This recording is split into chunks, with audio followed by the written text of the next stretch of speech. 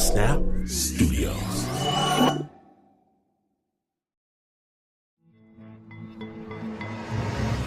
It's Madeline Barron from In the Dark. I've spent the past 4 years investigating a crime. When you're driving down this road, I like plan on killing somebody. Yeah.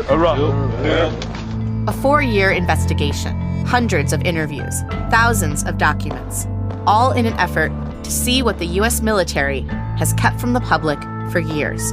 Did you think that a war crime had been committed? I don't have any opinion on that. Season 3 of In the Dark is available now, wherever you get your podcasts. This episode is brought to you by Progressive Insurance. Whether you love true crime or comedy, celebrity interviews or news, you call the shots on what's in your podcast queue, and guess what? Now you can call them on your auto insurance too with the Name Your Price tool from Progressive. It works just the way it sounds. You tell Progressive how much you want to pay for car insurance, and they'll show you coverage options that fit your budget.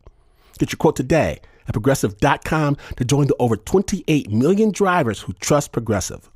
Progressive Casualty Insurance Company and affiliates. Price and coverage match limited by state law.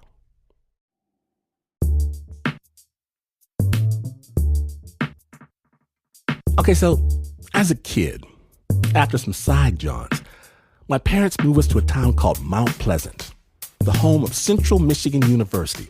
And there, they released me to my own recognizance to the mean streets of Mount Pleasant, where I meet a pack of similarly situated youngsters, and every day we run faro. I leave in the morning, return sometime as the sun sets. Occasional stop off for peanut butter and jelly. We're wild, lost boys, unbridled freedom of a type that is absolutely illegal today.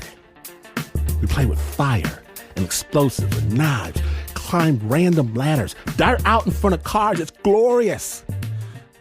But there is an economy, even to childhood freedom. Candy, video games, baseball cards, soda pop still cost money. And my parents, they never heard tell of this magical concept of an allowance. I'm young and broke. 3 square and a cot, no popsicles, no comic books, no Detroit Tigers baseball caps. But just as I start to feel sorry for my 10-year-old self, the Michigan legislature steps in to revolutionize my personal finances. They mandate that every can of soda, beer, or water can now be returned to the store for a 10-cent deposit. 10 cents a can. Suddenly, the streets are littered with aluminum gold.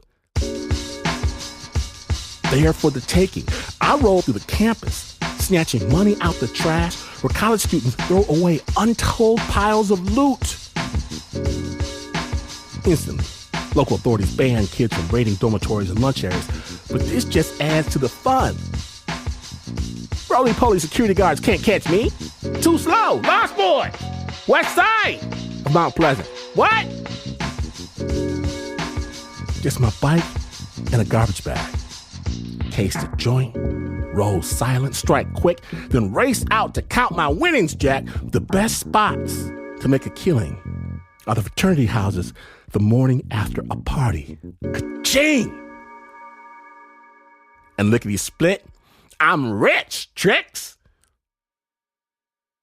Buying Now and Later candy, Snickers bars, Green Lantern comic books, potato chips, like I'm rocking lifestyles of the rich and famous.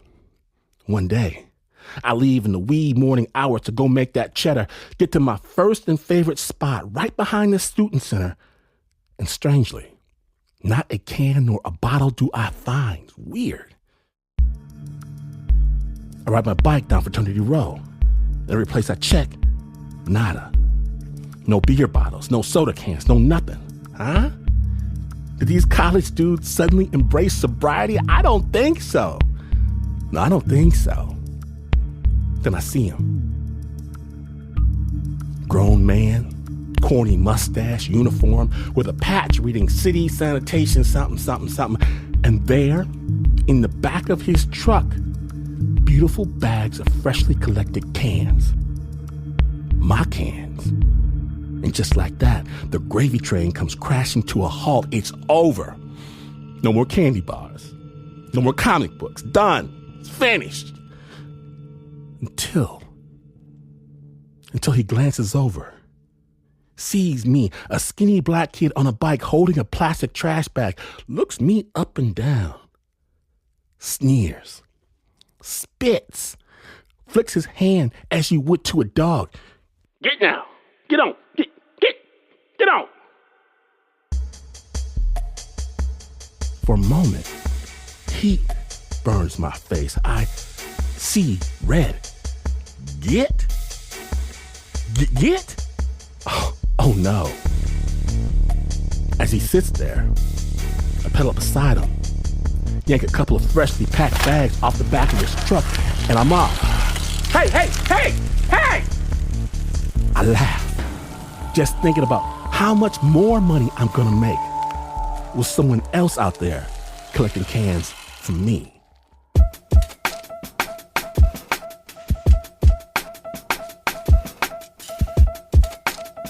Today in Snap Judgment, we proudly present The King's Ransom. An amazing story about the best treasure hunt you've never heard of. My name was in Washington. Always remember, more money, more problems. When you're listening to Snap Judgment.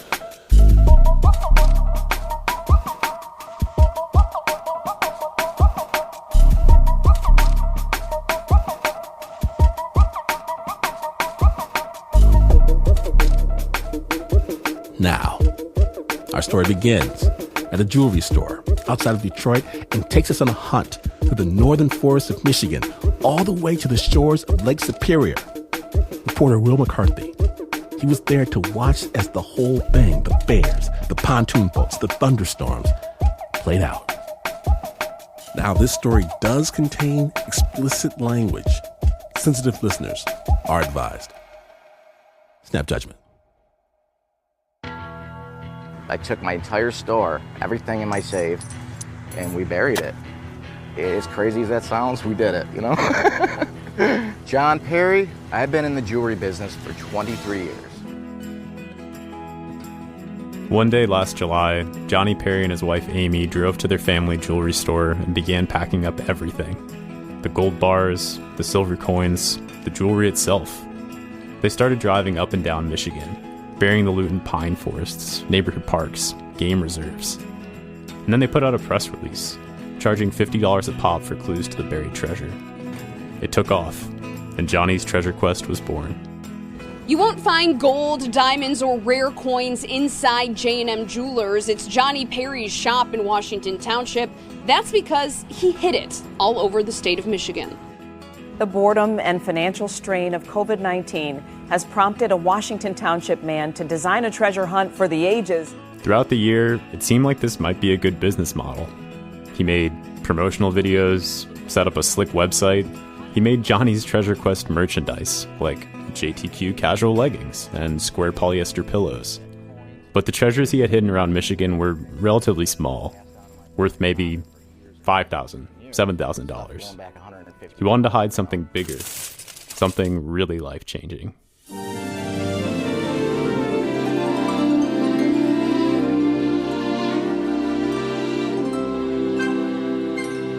Hey guys, how you doing? Johnny from Johnny's Treasure Quest.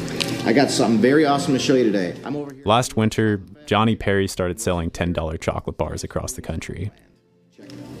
This is our one-of-a-kind, limited edition gourmet chocolate bar. Just like the Willy Wonka story, 10 of them contained a silver ticket.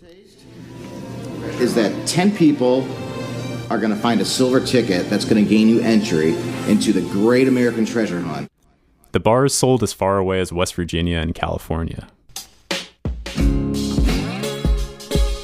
If you found a silver ticket, you were promised an all-expenses-paid trip to a resort in Michigan's Upper Peninsula. And a chance to search for a treasure, an $100,000 treasure.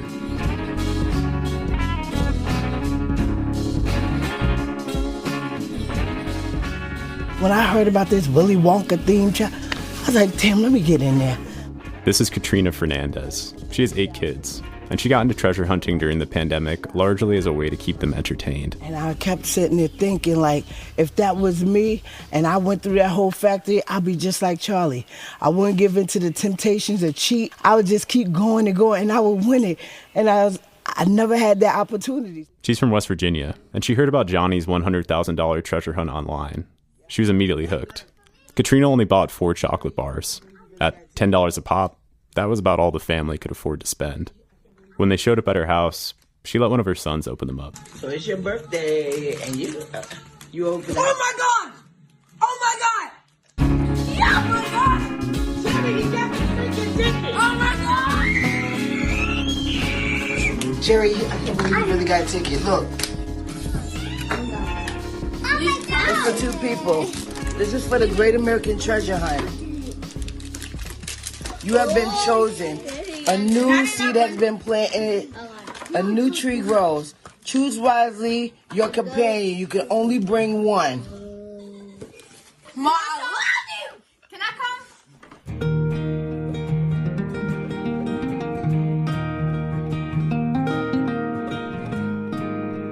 On June 5th, all 10 of the winners and their partners were packing up their bags and making their way to northern Michigan to search for $100,000. How was your trip up? The all-expenses-paid trip they were promised turned out to be at a motel called the Conteka Black Bear Resort. It's a sprawling brick building in the middle of an even more sprawling parking lot. The welcome sign at the front door is plastered over with a big for sale sign. Inside, there's a defunct 7-lane bowling alley and a bar. This will be home base for all the searchers. It's midday when everyone starts to arrive at the Conteka. A silver ticket winner named Chad Foster shows up. He has Great American Treasure Hunt and Johnny'sTreasureQuest.com airbrushed on the back windshield of his truck. He spent close to $1,000 on chocolate bars, slowly opening and eating each one, before he finally found his silver ticket. It's hard to even fathom. This is literally a once-in-a-lifetime thing. I mean, who can say that they won a raffle to go find $100,000 worth of gold and silver? As Chad orders up a cheeseburger from the bar, I ask him what he wants to do with the money if he wins. I've always wanted to have physical gold and silver that it's going to get locked in my gun safe with everything else. That's what the winner would ultimately bring home. Physical treasure, not just a check for $100,000. And that's what Chad was in it for. He wanted that tangible gold in hand, like a pirate, a tomb raider, a leprechaun.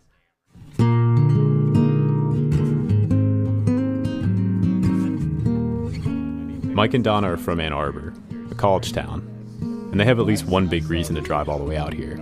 They wanted to help put their kid through school. Yeah, our child is starting at Northern Michigan University in the fall, and we're going to help use the money for education. Mike works for a small publishing company, and Donna does graphic design for a local pizza restaurant. The money would go a long way.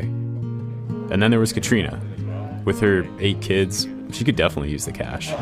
This hunt, to me, is not about winning no money. Now, don't get me wrong. If you tell me if I go out there and I win $100,000, I'm going to be beyond excited and I'm going to be beyond grateful. But we started this treasure hunting for a different reason. You know, I'm here for the experience. I'm here for the friendships that we made. I'm just here to have a good time. Just a week before the hunt, one of Katrina's sisters had passed away. She almost didn't come at all.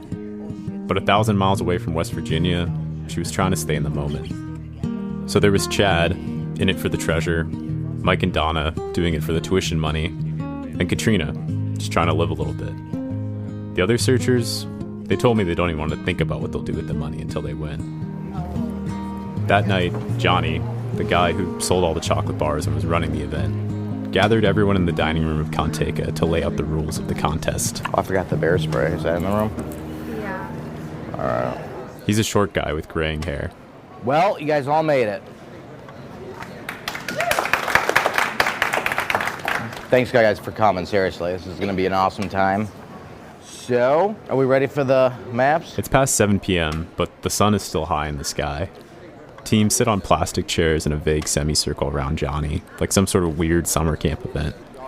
Outside, 2 black bears amble past the windows and snack on a trash pile. For you? Johnny hands out the maps. Let's bring the whole damn box. This map here, this is your lifeline. This is a very important map. Hold on to this with your life. Okay, there's 5 riddles on the map, and there is 6 rocks throughout the Porcupine Mountains. Every riddle leads to a rock. Basically, the map has 5 riddles that each team has to solve. The riddles will lead you to rocks with special engravings. Each rock you find can be exchanged for a word and a key. Once you've filled out that key, it'll tell you the location of the final treasure. And when you find it, you win the $100,000. So once you solve all the riddles, it'll lead you to that rock. It'll spell out where it is, basically. So the more rocks you find, the more the key will uncover and unlock. The treasure map is rolled up inside a faux leather scroll case with the phrase, "If you chase 2 rabbits, you'll lose them both," written on it. On the left side are 5 handwritten riddles arranged around a compass. On the right side is a little tree. In the middle is the search area, where the treasure's hidden. Johnny's wife made the map herself. He lays out a couple quick rules.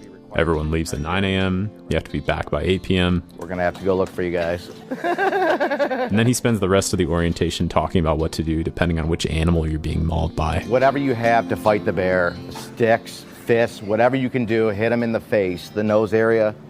Hopefully he'll never play dead around a black bear because he'll make sure of it. So People are giggling and Johnny has a flair for the dramatic, but it's not like there's search and rescue on standby either. There's no service out here. The searchers are not exactly wilderness enthusiasts, and they would be going pretty deep into the woods. It's hard to tell if this is just some harmless, good fun adventure that ends in a big payoff, or a Hunger Games starting in a motel dining room. The next morning, everyone's getting ready to head out searching. It's day 1 of the hunt. A bunch of people have their backpacks on, hiking gear, huge bug masks. I'm really just want to get out there, do my best, and see if I can do it. I'm so ready. Katrina's not used to this type of treasure hunting, so she brought a friend to help her on the trails. He's a big, burly guy with a beard, a treasure hunting fanatic. Katrina actually met him on Facebook, and everybody calls him the Ringer. His name's Jason. Pre-game jitters, this is the feeling I got, before a college football game. You're just like, okay, here we go. As teams started to head out towards their car a few minutes before 9, Katrina tries to get one more quick phone call into her family.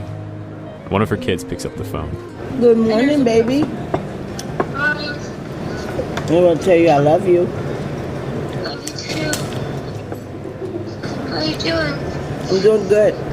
I'm getting ready to go out today for the first time, so I just wanted to say, see you later. Love you. I love you. All right, let me get Janiyah. As everyone scrambles to get ready, Johnny's sitting on a bench and smoking a cigarette. Can we go? I guess we can go, right? My clock says 9:02. Yeah, you ready, Will? See you out there.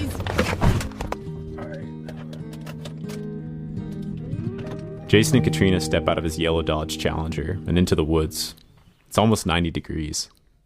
Day 1, E, riddle E, no such mind. That's where we're going, is no such mind.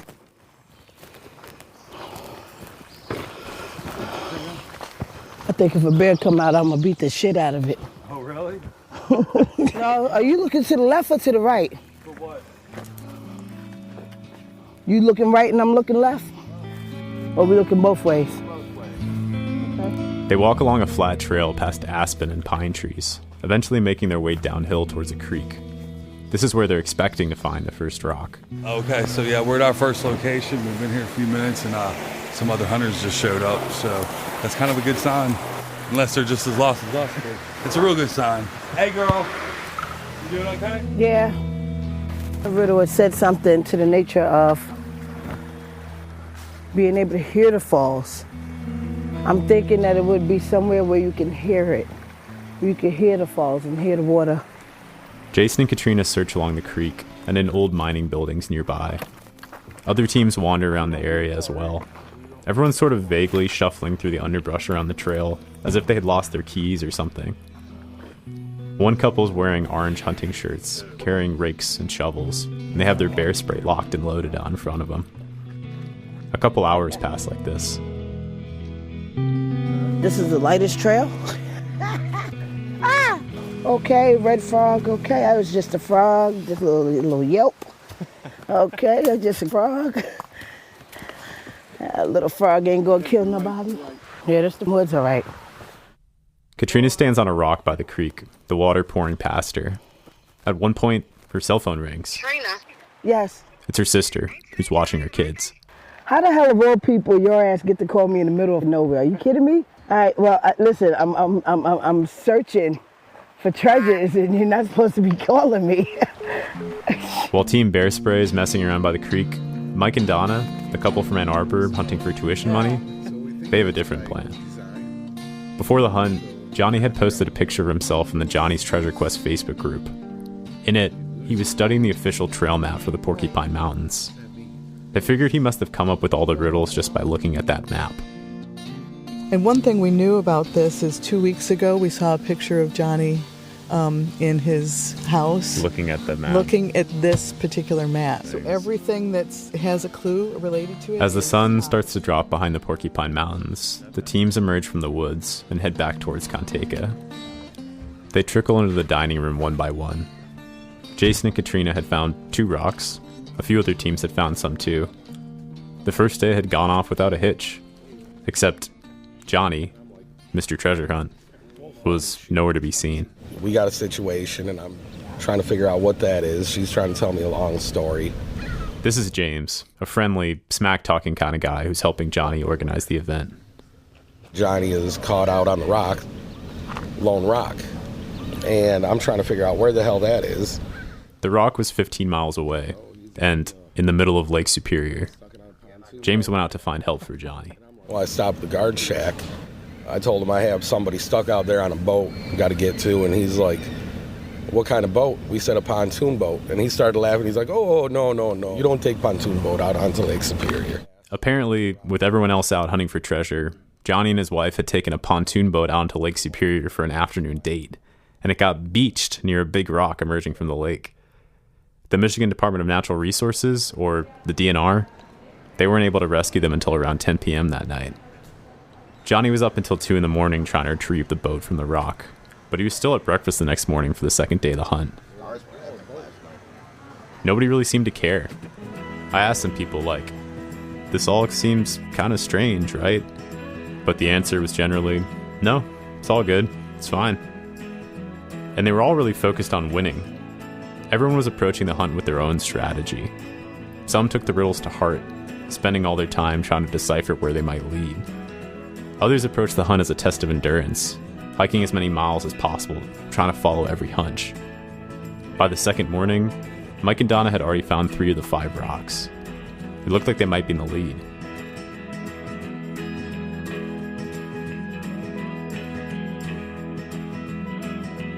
In just a moment, Mike and Donna try and beat everyone else to the $100,000. On Snap Judgment, the King's Ransom episode continues. Stay tuned.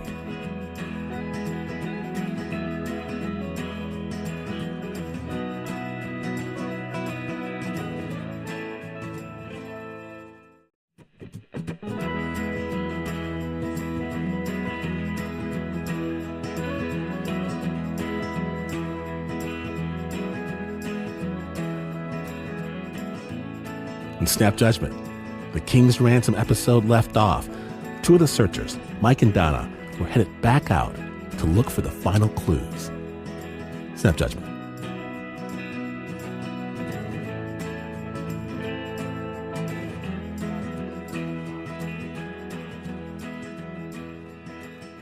We got 3 things yesterday and checked them off. And today what we're kind of looking for is, if you lose your way, you'll find your direction. If your ears are keen, they will guide your detection. Caught in this snare brings you close to the rock, and another piece of the key will unlock. We thought it would be something Lost Creek. So there's a Lost Lake trail, there's a Lost Creek outpost, and we just drove to the Lost Creek outpost and found out that it's just a campground. They only needed to solve 2 more clues, and they hop on their mountain bikes so they can cover more ground. While some teams are starting to pull ahead, others are falling behind. Back at Contega, Katrina's sitting outside by herself. Jason is nowhere to be seen. What did you guys do so far today? We argued. He's alive, though. He's alive, and he's still my partner. And so We came back here for a mental break and wait a minute, yes, what would you like to ask me, Will? Because I'm ready to tell all. This is the tell all portion. Katrina said that Jason was pissed that while the other teams were racing ahead of them, she was slowing them down. I was going to push him off of the cliff, but He was tired of dragging her on the trails. I can't make my body go any faster than what I'm trying. I never went so far as the kids' bus stop or the mailbox, and I'm over here hiking over trails that are miles long, and I'm exceeding my personal best, in my opinion. Katrina's ankles are sore and her knees are swollen, and she's away from her entire family 1 week after her sister's death. I thought we'll bury her and I would come over here and we'll get it, but after the funeral, it kind of hit me, and I just determined that, okay, I'm not emotionally well to come. So I battle with it, I really feel like, my kids are emotionally distraught losing their auntie, and my surviving brothers and sisters are, they could use a phone call from me, or they could use me being there, physically be there for them right now, and I'm not. It's catching up. Yeah. Johnny's sitting on a metal bench, smoking a cigarette, drinking a can of all-day IPA. Just then, the Michigan Department of Natural Resources truck pulls in. I'm not in good terms with the head of the DNR. She hates me. Because of, something Because she else? wanted me to tell her where all my treasure was hidden. I want to know where all your treasures are, the exact location. I'm like, You don't have any treasures, you have rocks. Two men in official-looking uniforms step out and start walking towards the Conteca, hands on their hips. Johnny walks over to greet them. The three of them laugh a little bit. Then they move over to the picnic table. After about 20 minutes, they leave, and Johnny comes walking back. They just told Johnny he has to call off the entire treasure hunt. Well, they're threatening to shut down the event unless I get a permit to do this event. A permit for what? For people to go into the Porcupine Mountains? This isn't the first time Johnny's had a run-in with the DNR. They've been going at it ever since he started hiding treasure last spring. Unfortunately, the head of DNR is throwing everything at me until she gets her way. When Johnny originally buried the stuff in his jewelry store, it wasn't just because he thought it'd be a good time to start a treasure hunting business. Johnny was also scared. We really thought it was it. The country was collapsing. It was done, over. I said, well, only we will know where the treasure is. If we need it, we can go get it. This is the safest place. You don't want to put your money in a bank or put the treasure in a safety deposit box because they're going to steal it too. It was the early days of the pandemic, and everything seemed pretty tenuous. So it was to protect us, and at the same time, if the world didn't go to hell, we would do something else. I don't even know how it worked. When the world didn't end, he started the treasure hunt instead. At first, no one believed it was real. And I was trying to post in treasure groups and stuff on Facebook to tell everyone what I'm doing. Everyone's like, yeah, sure you did. This is a scam. Next thing you know, just the news station started showing up. The word got out. It just went viral, dude. Finished the payment thing for it to process payments, and the news went on, right? And all these stations started airing it. All we saw was the, it makes that little ding when someone buys something, It's like ting, ka-ching. It sounded like a freaking casino, dude, all night long. Hundreds, thousands of people were purchasing riddles that they hoped would lead to the jewels Johnny had buried in the ground. One man's dream, to change his life and the lives of strangers forever. Johnny's Treasure Quest, an epic hunt across Michigan for real buried treasure. The DNR wasn't happy that he was out digging holes around Michigan. According to Johnny, they asked him where he had buried all the stuff in his store. But if Johnny thought that society was on the verge of collapse, he definitely wasn't going to trust the DNR. So he refused. And they've been on bad terms ever since. And they claim that they just want to make sure it's not an endangered part of the park, or I'm not going to step on an endangered mushroom or something. Now, after 24 people have driven all the way out to the UP, 2 DNR guys in combat boots and full ranger regalia were threatening to tank the whole thing. Johnny says he might call off the hunt, split the $100,000 between each team, and send everyone home with $10,000. He just needs a few hours to think it over.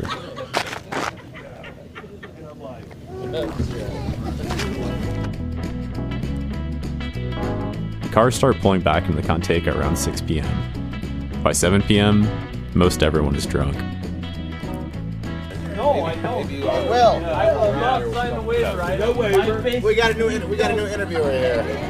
Yes, there. There, he's the one you got to watch for. Look, he's got a microphone in his hands right now. Audio. What do you got there? He knows where the treasure is. He knows where the treasure is. Just audio? Yeah. Oh, right. So up here in the Great North Woods.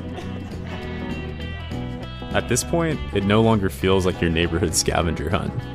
Less people are searching, more people are drinking and hanging out around the motel. Katrina is taken off on an ATV ride with some wasted dude from town. I wasn't sure if Johnny was being serious about ending the treasure hunt early. When I asked him, he says it wouldn't be fair.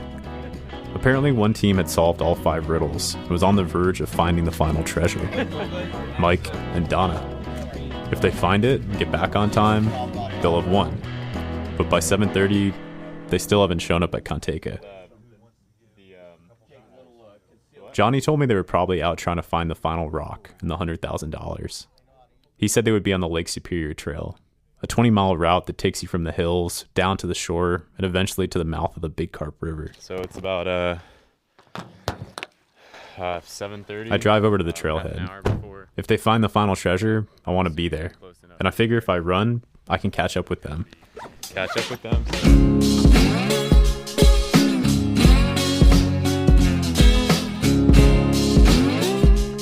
I book it down the trail with my backpack and recorder, expecting to bump into Mike and Donna pretty quickly. The trail is swampy and dense. At times, it's kind of unclear where the trail is at all. I'm 3 miles in and the sun is going down. After 5 miles, it starts to get dark. It's already way past the 8 p.m. curfew. Mike and Donna are out here somewhere, very far out in the woods, very late at night, searching for some insane treasure situation. And now I'm out here, running after them. And I'm not even gonna win any money. If anything happens out here, I just want everybody to know it's not Snap Judgment's fault. I think that's when the whole thing kind of clicks for me. The adventure, maybe it's for real. Maybe this is something that everyone, even Johnny, has been missing for the past 15 months. Feeling that you're right on the edge of solving the whole thing. All the corny stuff about the treasure lying in the adventure, maybe I get that. But it's also almost pathological, like an addiction, where it's easy to go too far. After about 9 miles, it's pitch black, and still, I haven't found Mike and Donna.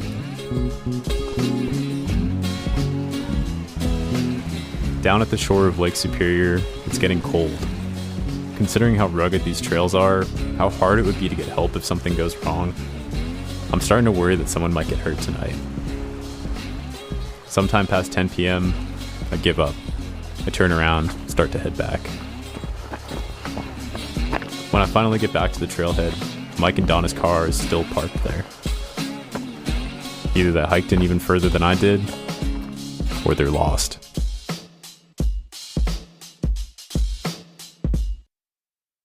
At that point, we weren't thinking real straight, probably. Yes. We were thinking go in, grab it, and we're done, right? You know, that's a burst of energy at that point. It's like, it's time to go. Mike and Donna solved the last 2 riddles. With all the clues put together, they knew that the treasure was between somewhere called Lafayette Landing and the mouth of the river. When they checked the map, they saw that it was on the Lake Superior Trail. They knew it was a long trail, but they had their mountain bikes with them, so they figured they'd have an advantage.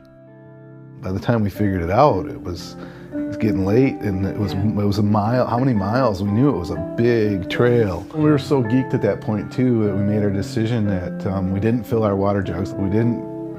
You said, "Do you want to put on your bike helmet?" And I'm like, "No, let's go." We just jumped on the trail, like, let's go. Treasure drunk, Mike and Donna set down the trail in the late afternoon. We're sweating and going over all these down logs, and it was a full-on race, go time. And then we run into another team, and we thought, uh-oh. There's no reason for anybody to be on this trail unless they know the final clues. It was Chad, the gun safe guy, heading back towards the trailhead. He said, well, we're after the final one. We're out here looking for the treasure. And I said, well, if you found it, can you tell us now so we don't have to keep going? And he said, yeah, I wouldn't do that to you. We didn't find it. Chad was going back to beat curfew and fight another day. Mike and Donna were just going for it. He said, this is the worst trail I've been on. He said, there's logs everywhere, there's swamps, you got muck. We had to make our own trail around a swamp. And at that point, I said, man, that's, I know we're going to be late at this point. We started walking and just looking. And I said, we got to pick it up a little bit and do some speed looking. And then she gave it right back to me like, no. We're not, No, we're at that point, I'm thinking we're going to run out of light. We knew we were still in the vicinity of where it could be, but we were running out. We couldn't really look. We had to go. We had to find a light. We had to go. They knew that they could be just feet away from the final rock, but it was too dark to see. I was getting panicked. We didn't find it, and now we can't get out of the woods. It's probably getting close to 10 at that point, but there was no moon whatsoever. They were alone out in the woods with no coats, dead phones, and not even a flashlight. It was completely pitch black, and they were who knows how many miles away from anyone. I mean, it is so black, I can hardly see. I'm worried about, it's getting darker and darker, and there's roots under our feet. They had sent off a text to Johnny and the treasure hunters asking for help, but they had no idea if it had gone through or not. Just when it seemed like they would have to give up, they came across a group of kids camping near the lake. The kids gave them a headlamp, but they still had miles to go. I have the headlamp, and she's following behind me, and it is pitch black. So I keep turning my head to try and give her light when I step over something or trip on something. Just pure exhaustion at that point. Right. We were literally spent.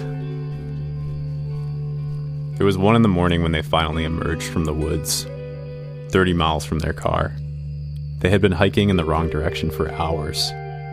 The text had somehow gone through before their phone died, and Johnny and another searcher figured out where they were headed and were there to greet them and bring them back to the motel. Back at the Canteca, Mike and Donna slept hard. At some point that night, they had walked directly past the final rock and $100,000. You ready? The next morning, I sit down with Johnny at breakfast. He's eating a big plate of eggs and hash browns, seemingly completely unconcerned. Well, basically I got a letter from the nice lady in charge of the DNR from Lansing, and she wants me to cease and desist operations immediately. And so that's what we're doing. We got to respect the state of Michigan and their wishes. And so everything's canceled, but I have all the folks here, they still got their vacation and they're free to walk the trails and do whatever they want, so it's all on them. That's what they're telling me. You can't force these people to go into the woods. So I said, I'm not forcing them, but they just said I couldn't do it.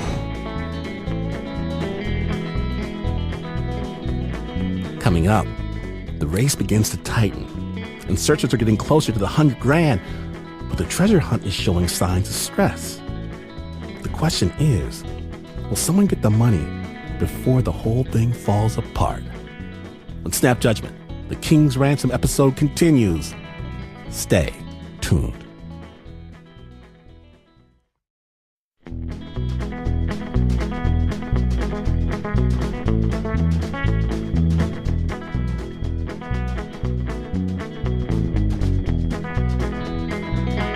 Welcome back to Snap Judgment, the King's Ransom episode.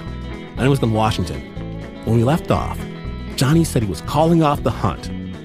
Now, this story does contain explicit language. Sensitive listeners are advised. Snap Judgment.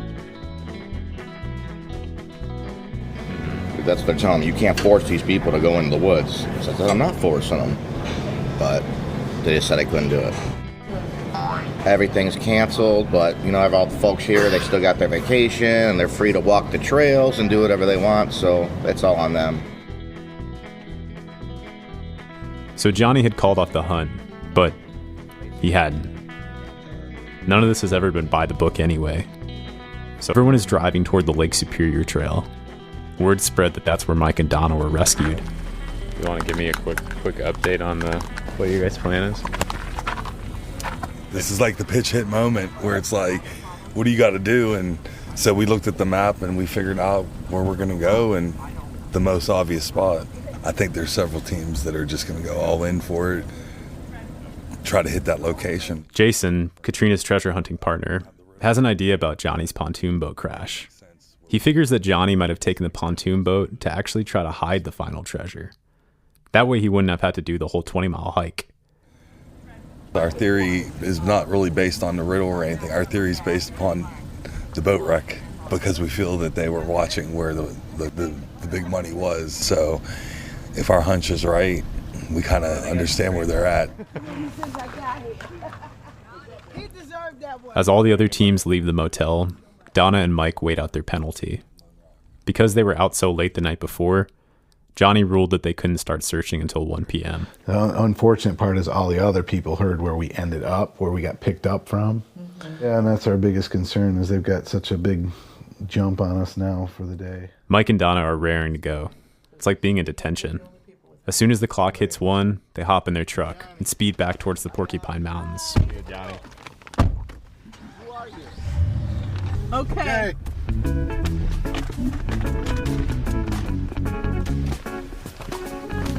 When they make it down to the mouth of the river, they see another team searching along the banks. But Mike doesn't think they're on the right track. Well, they're blind. They don't know the clues. He doesn't think that team has solved all the clues. They just know we are down here. Right. What do we do? Just sit around here? So they're just guessing where it's at based on where Mike and Donna got rescued. All right, let's come up with a strategy. They climb up a hill, trying to cut across to get away from the other teams. Okay, go.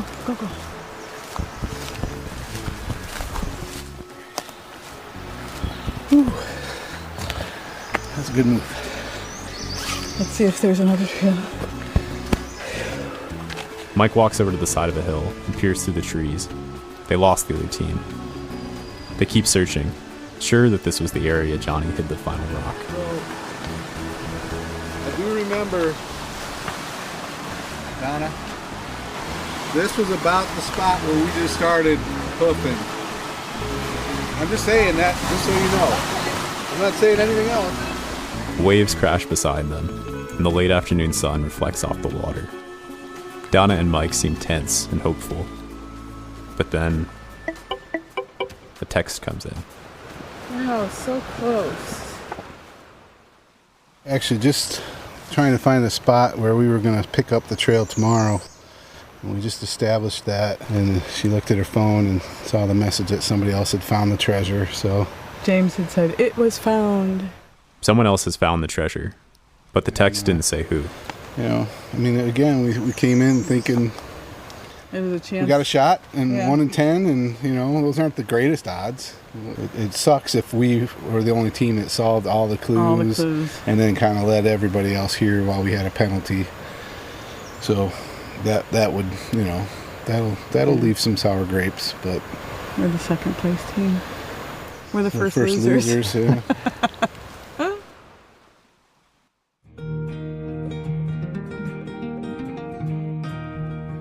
Back at Contega, I run into Katrina walking from Jason's car back inside. It's 8 p.m. and she looks absolutely exhausted, muddy, sweaty. The hit just gotten back too. Some locals call out to her. Looking for a rock? A rock. Somebody in here found it. I heard they got $100,000. Shit. And y'all was still out there looking and it was already gone. Don't that make you mad? They at least came and got me. The longest trail I ain't gonna go on.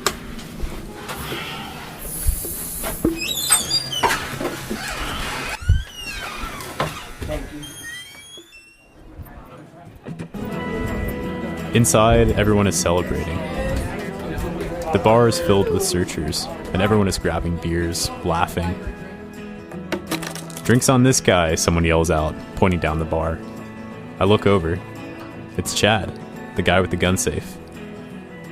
We had a game plan when we came up to not overthink it, to keep it simple. And it's like it was meant to be because we knew where it was at yesterday before anyone else. We decided to quit because of the rules. And literally where we found it, from where we turned around yesterday, was less than 200 yards. While Mike and Donna were still in detention and the rest of the teams were scrambling around in the brush, Chad hiked down to the Big Carp River in the morning and found the final rock. So the gold was Chad's. He'll get to feel the weight of it in his hands, eventually squirreled away in his safe. That night, everyone gathers in the dining room one last time. All right, guys, we're going to go over the map. This is the map, as you all know. Johnny walks through the riddles as everyone looks on. And so we got, the name of this place is sure to allure, like an infrastructure where something stored is safe and secure. And that was the infrastructure of the cloud, the data stored in the cloud, you know? So it was a little harder than the other ones. Eventually, he shows how the map unravels to reveal the final treasure location. So the treasure lies between the mouth and Lafayette Landing. Mm-hmm. Good job, dude. And that's where you would have found the treasure on the trail. It was closer to the mouth. Yeah. I hope you guys all had a good adventure. Yeah. Congratulations to the winners, Mr. Chad Foster and Nick. What's her last name? Shoney. Nikki Shoney. $100,000 in gold and silver. Woo! Mm-hmm. Johnny and Chad are joking around, figuring out a time for Chad to come pick up his gold and silver. Some searchers linger and take pictures of the final rock. A few others walk outside and sit in the parking lot of the Conteca, smoking and drinking beers under the motion sensor lights. My family knows just coming here was big. Not just because of the trip, it was because, I left my children behind. I had, a death in the family. That was big. For me to be sitting there competing and actually somewhat keeping up with the others, that's a big deal to my family. I've already made them proud, and that's what I strive for in life, period.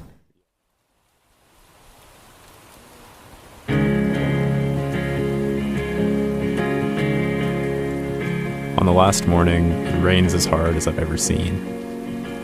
Johnny offered to give a small silver coin to anyone who went and retrieved one of the clue rocks. But most people just head home, splashing through the puddles out of Conteca's parking lot. But Mike and Donna set out on the trail one last time, trekking through the downpour, determined to leave with something, anything, even if it was only a silver coin.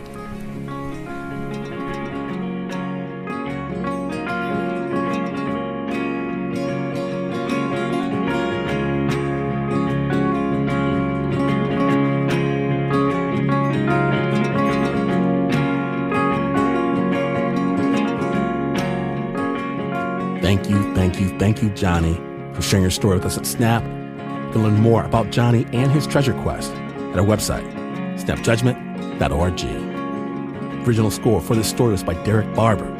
It was produced by Will McCarthy.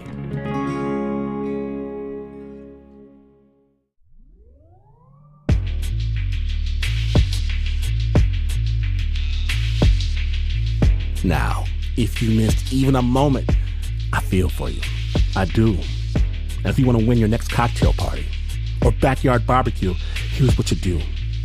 Get a story that will leave them clapping, cheering your name. Just subscribe to the Snap Judgment podcast. Amazing stories that will shut down that loudmouth Bert. Shut him down quick in a hurry. Stupid Bert. Even better, you can rock a Snap Judgment t-shirt to let these clowns know you roll with the big dog. Available right now at snapjudgment.org. Snap is brought to you by the team that will always look out for the owner of any wallet found on the street. Even the Uber producer Mark Ristich, after he extracts a small finder's fee. There's Anna Sussman, Nancy Lopez, Pat Mesiti-Miller, Renzo Gorio, Shayna Shealy, Teo Ducat, Flo Wiley, John Facile, Marissa Dodge, Regina Bediaco, Davey Kim, Bo Walsh, David Exene, and Annie Nguyen. Well, this is not the news. No way is this the news. In fact, you could make $30 million in an exotic cryptocurrency. As you frantically try to recall the password for your cyber wallet, watch the value of your hoard drop from $30 million to 30 cents, true story, and you would still not be as far away from the news as this is.